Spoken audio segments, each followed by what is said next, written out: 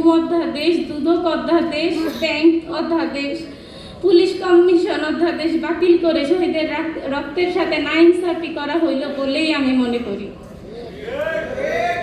আমাদের সন্তানরা যে নতুন বাংলাদেশের স্বপ্ন দেখেছিল, সেখানে দেশের চাবি থাকবে জনগণের হাতে, সরকার হবে জবাবদিহিতার।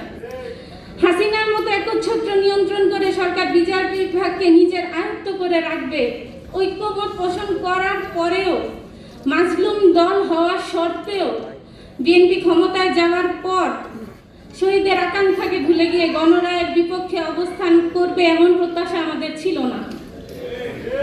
আমরা মনে করি হাসনাত, নাহিদ তারা শহীদ ও আহতদের প্রতিনিধিত্ব করে সংসদে।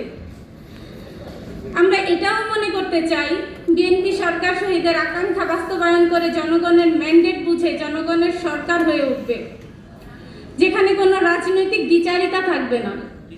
আজকে যে শিশু হাদির মতাদর্শের অনুসারী, কালকে আগামীতে তারা নতুন বাংলাদেশের প্রতিনিধিত্ব করবে ইনশাআল্লাহ। এই জাতি মাথা নোয়াবার নয়, এই জাতি তারা দাসত্ব মানতে শিখে নাই। মাননীয় সরকার জনগণের হয়ে যান, জনগণ আপনার হয়ে যাবে। সবশেষে এটাই বলতে চাই, যেন রাষ্ট্র দানবে পরিণত না হয়, রাষ্ট্র যেন সবকিছুর ঊর্ধ্বে গিয়ে শহীদদের মূল্যায়ন করে। বাপের দোয়ায় নিয়োগ না দিয়ে মায়ের দোয়ায় রাষ্ট্রের শ্রেষ্ঠ সন্তান আহতদের নিয়োগ দিন। আমার সন্তানেরা রাজপথে জীবন দিয়েছিল বলেই আজকে আপনারা সংসদে। 1400+ শহীদ, 30,000+ আহত সন্তানের মায়েরা, তরুণ স্ত্রীরা, অবুঝ সন্তানেরা অন্তত এই সান্ত্বনাটা নিয়ে বেঁচে থাকতে চায়।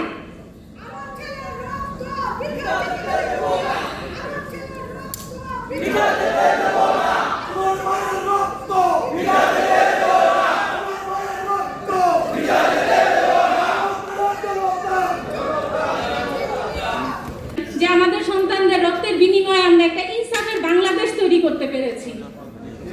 জুলাই সনদ বাস্তবায়ন করুন, জুলাইয়ের আকাঙ্ক্ষাকে বাস্তবায়ন করুন, নচেত আমাদের সন্তানদের সাথে, আমাদের সন্তানদের রক্তের সাথে বেইমানি করা হবে, যেটা আসলে আমরা মানতে পারবো না।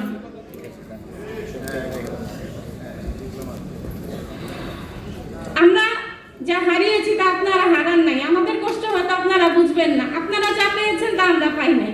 আমরা যেটা চাই সেটা হচ্ছে আমাদের দেশ, আমাদের দেশের সর্বোচ্চ প্রায়োরিটি, আমাদের দেশ, আমাদের সন্তানদের রক্তের যে অবদান সেটা দেশের প্রত্যেকটা মানুষ ভোগ করুক, প্রত্যেকটা জায়গা দুর্নীতি মুক্ত হোক, আমলাতান্ত্রিক জটিলতা দূর হোক, সরকারের একচ্ছত্র নিয়ন্ত্রণ মুক্ত হোক, বিচার বিভাগ স্বাধীন হোক। আমরা শহীদের রক্তের যেই বিচার, যেই প্রক্রিয়া, এই প্রক্রিয়াকে স্বচ্ছভাবে আদালতে দেখতে চাই।